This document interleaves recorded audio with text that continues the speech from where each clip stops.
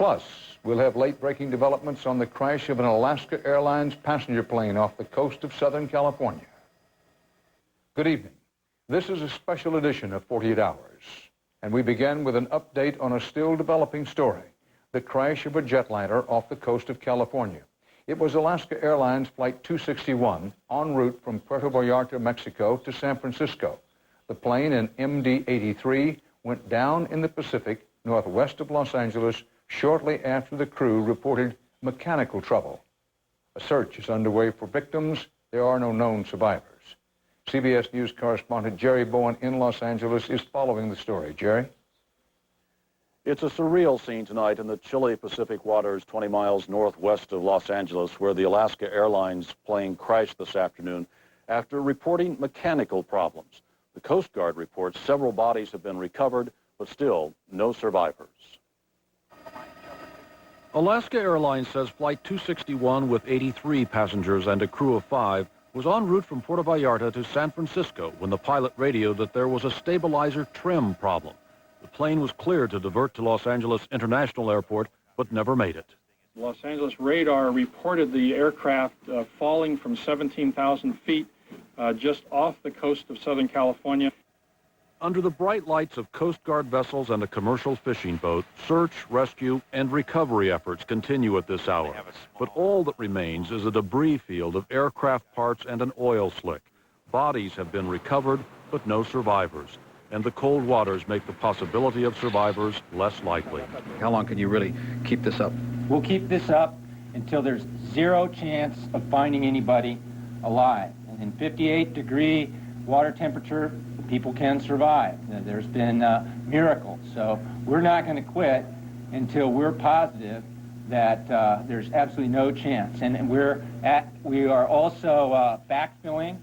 That's when I told you how many cutters were on scene and planes are on scene. These 7 Coast Guard cutters en route can keep out there just as long as we have to make sure we find survivors. Tonight, a Coast Guard vessel returned to the Navy base at Port Hueneme with the first debris recovered from the ever-widening debris field and the first bodies. A coroner's vehicle pulled up at the pier and workers began laying out body bags to receive the remains. Meanwhile, the Red Cross is setting up facilities at the airports involved to help waiting families. Basically, what we did when we arrived here at LAX was to secure a private location for relatives, family members of either the crew members or the passengers who were on the flight to grieve in private.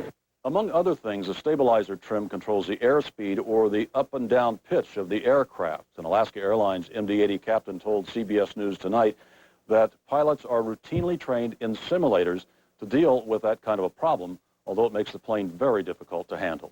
Dan? As for what might have gone wrong aboard the plane, correspondent Bob Orr in Washington covers aviation for CBS News and is following the investigation. Bob.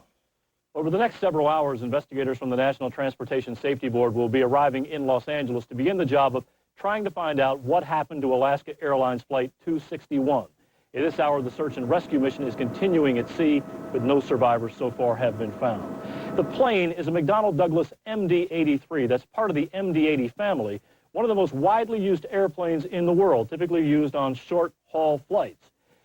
The investigators already have some clue as to what may have gone wrong, but it's preliminary information. We're told that the pilot radioed that he was having some kind of mechanical trouble with the horizontal stabilizer. That's the small wing in the rear of the tail that helps the plane move up and down. We're told that he radioed a report of a problem several times, and then suddenly the plane disappeared from radar. One senior investigator told CBS News that there were some witnesses in the area that say that they saw the plane coming down in a near vertical dive.